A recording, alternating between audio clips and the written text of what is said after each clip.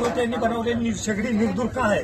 प्रत्यक्षरित्या आपण जर पाहिलं तर जुना जो पारंपरिक भाता होता त्याच्यामध्ये एक 6 व्होल्टची बॅटरी, छोटासा एक फॅन, एक छोटीशी एक मोटर लावली गेली.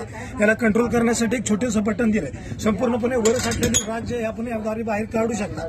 अशा पद्धतीने ही शेगडी पूर्णपणे निर्दूर आहे. अशा या पद्धतीने याची अंतर्गत रचना की शेतकरी आपल्या शेतामध्ये जो पडणारा पालापाचोळा आहे, हा पालापाचोळ्यापासून ही शेगडी कशी प्रज्वलित करू शकतो. ही शेगडी प्रज्वलित करण्यासाठी कोणत्याही प्रकारचा आपल्याला रॉकेल, डिझेल, पेट्रोल या वस्तूंची गरज नाही. आपण प्रत्यक्ष पाहू शकता की आता या ठिकाणी ही शेगडी प्रज्वलित करून आपल्याला दाखवत आहे. आपण प्रत्यक्ष पहा. लावलीत आग लावल्यानंतर या ठिकाणी हे आग लावले तुम्ही 1 नंबरच्या खटक्यावरती हे बटन चालू करा. त्यानंतर ते फुंकणीचं काम चालू करतं. अशा पद्धतीने ही शेगडी पूर्णपणे सरासरी 90 सेकंदामध्ये पूर्णपणे ज्वालाग्राही.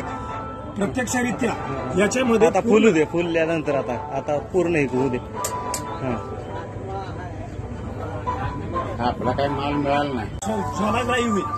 तुमच्या शेतामध्ये पडणारं मटेरियल, तुमच्या बांधावरती मकाच्या भिरमुठ्या, उसाच्या फडक्या ज्या काही असतील नसतील, पडणाऱ्या बाबळीच्या काठ्या वगैरे संपूर्णपणे याच्यामध्ये ज्वालाग्राही होईल. एक लक्षात ठेवा की शेतकऱ्याला बांधावर पडणाऱ्यामुळे जे नुकसान होतं पूर्णपणे पर्यावरण वर्धक आणि संपूर्ण शरीराला पौष्टिक अन्न देणार.